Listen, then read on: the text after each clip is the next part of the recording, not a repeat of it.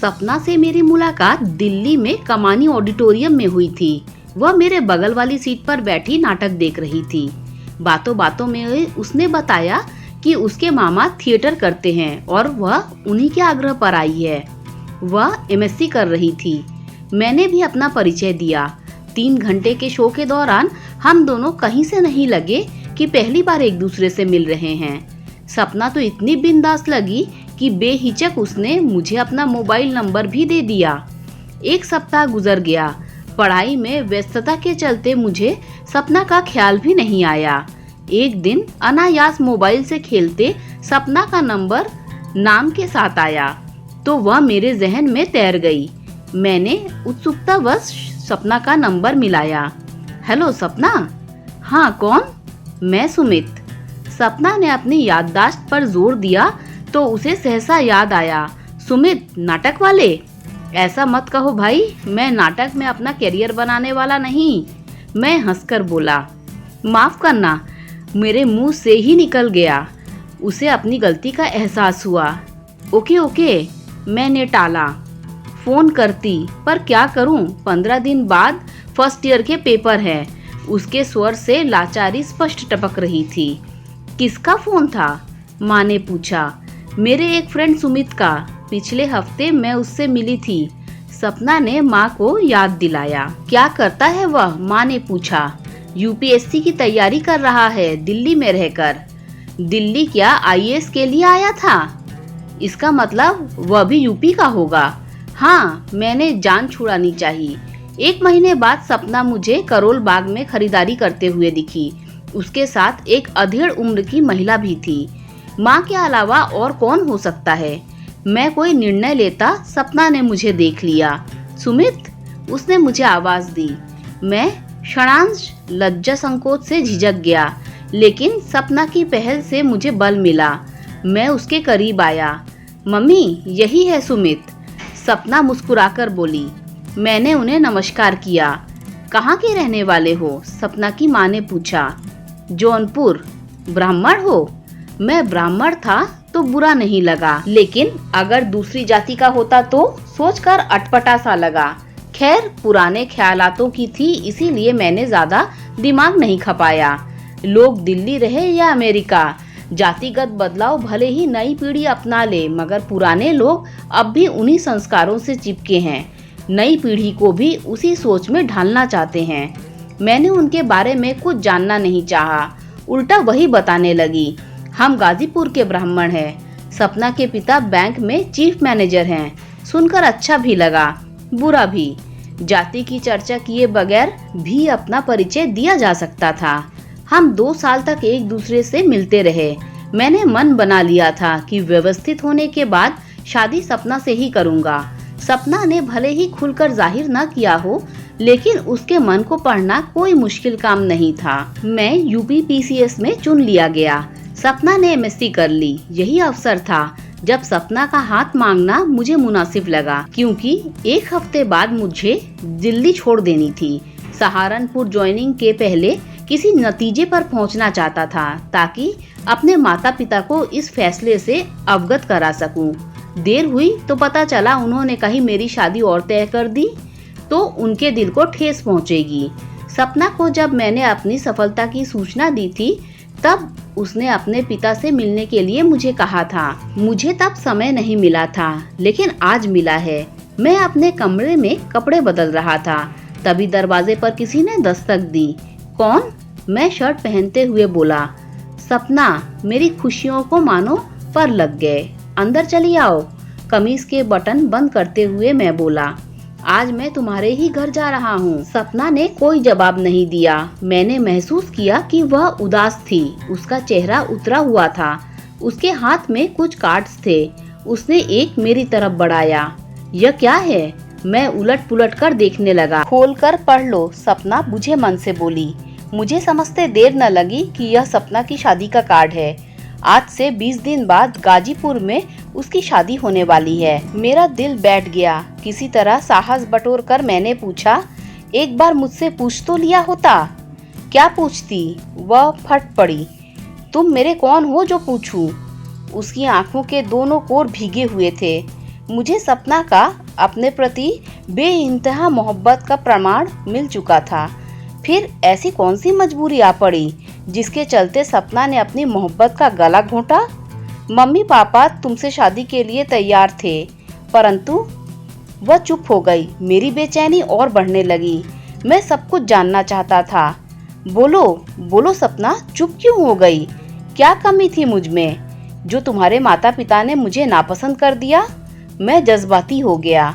भरे कंठ से वह बोली, जौनपुर में पापा की रिश्तेदारी है, उन्होंने ही तुम्हारे परिवार व खानदान का पता लगवाया है। क्या पता चला? तुम अनाथालय से गोद लिए हुए पुत्र हो। तुम्हारी जाति व खानदान का कुछ पता नहीं।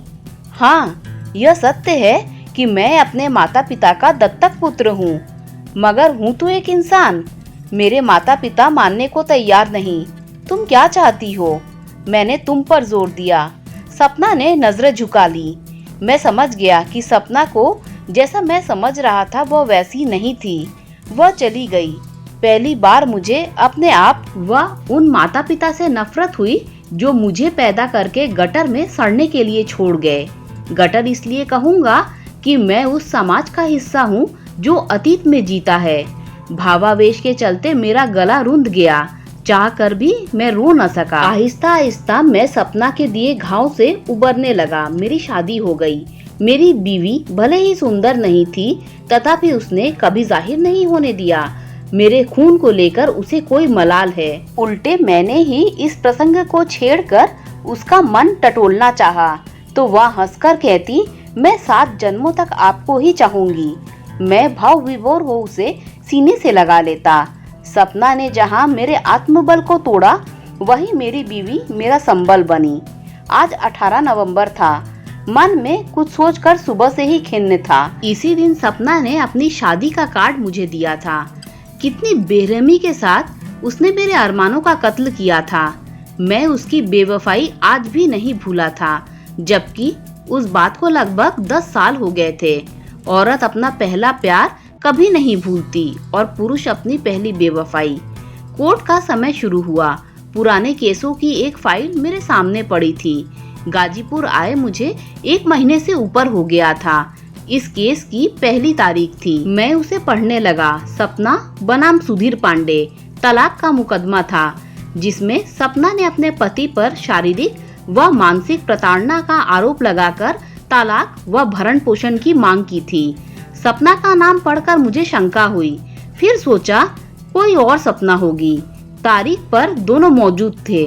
मैंने दोनों को अदालत में हाजिर होने का हुक्म दिया। मेरी शंका गलत साबित हुई। वह सपना ही थी। कैसी थी, कैसी हो गई। मेरा मन उदास हो गया।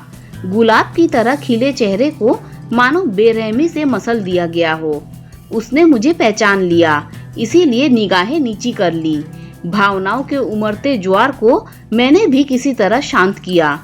सर, पिछले 4 साल से यह केस चल रहा है। मेरी मौक्किल तलाक के साथ भरण पोषण की मांग कर रही है।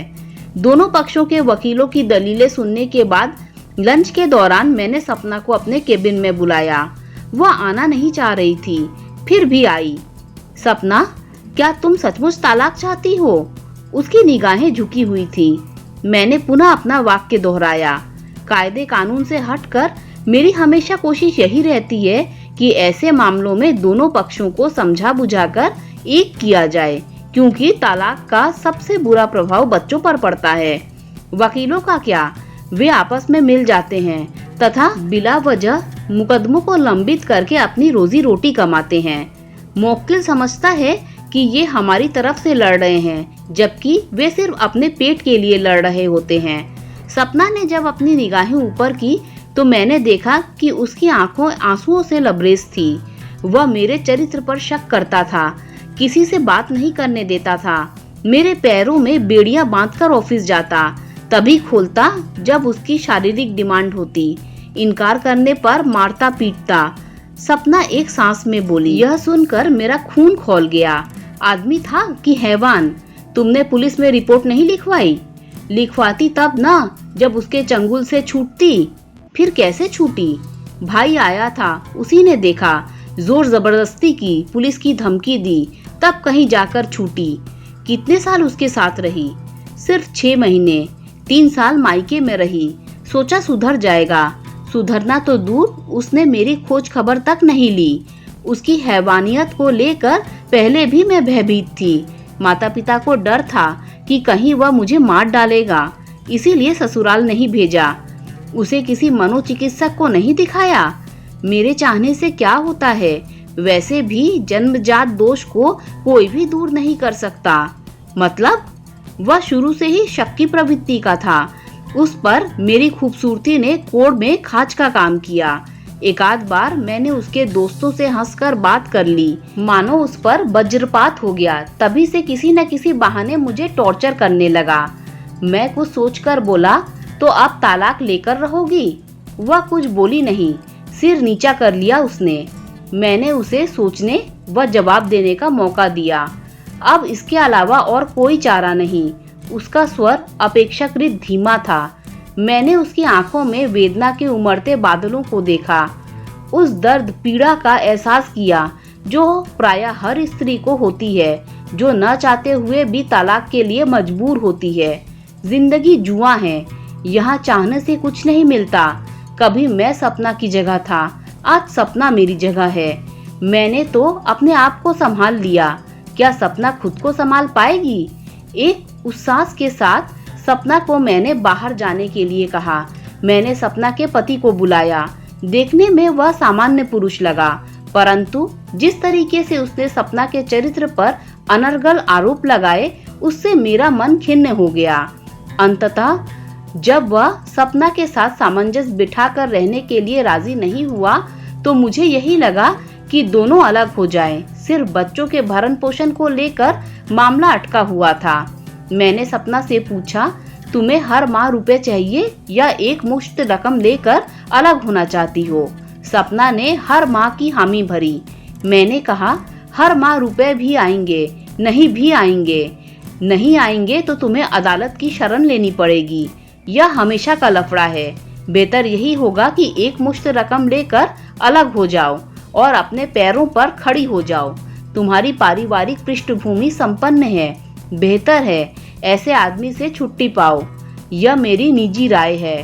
5 लाख रुपए लेकर मामला निपट गया। अब दोनों के रास्ते अलग थे। सपना के माँ बाप मेरी केबिन में आए। आभार व्यक्त करने के लिए उनके पास शब्द नहीं थे। उनके चेहरे से पश्चाताप की लकीरें स्पष्ट झलक रही थी। मैं भी गमगीन था। सपना से अब पता नहीं कब भेंट होगी। उसके भविष्य को लेकर मैं भी उद्विग्न था। न चाहकर भी कुछ कहने से खुद को रोक नहीं पाया। सपना, तुमने शादी करने के लिए इसलिए इनकार किया था ना कि मेरी जाति खानदान का आता पता नहीं था? मैं अपने तथाकथित माता पिता का गोद लिया हुआ पुत्र था, पर जिसके माता पिता व खानदान का पता था उसे क्यों छोड़ दिया? सब निरुत्तर थे। सपना के पिता मेरा हाथ अपने हाथों में लेकर भरे गले से बोले, बेटा, मैंने इंसान को पहचानने में गलती की। इसी का दंड आज भुगत रहा हूँ। मुझे माफ कर दो। उनकी आंखों से अविरल अश्रुधारा फूट पड़ी। एक बेटे की पीड़ा का सहज अनुमान लगाया जा सकता था उस माँ बाप के आंसुओं से, जिसने बड़े प्यार से पाल पोसकर उसे बड़ा किया था। पर अंधविश्वास को क्या कहें, इंसान यहीं हार जाता है। पंडे पुजारियों का विरोध करने की हिम्मत नहीं जुटा पाता। सपना मेरी आंखों से ओझल हो गई और छोड़ गई एक सवाल, क्या उसके जीवन में कभी सुबह होगी? दोस्तों, अगर आपको ये कहानी अच्छी लगी हो तो लाइक शेयर सब्सक्राइब कीजिए।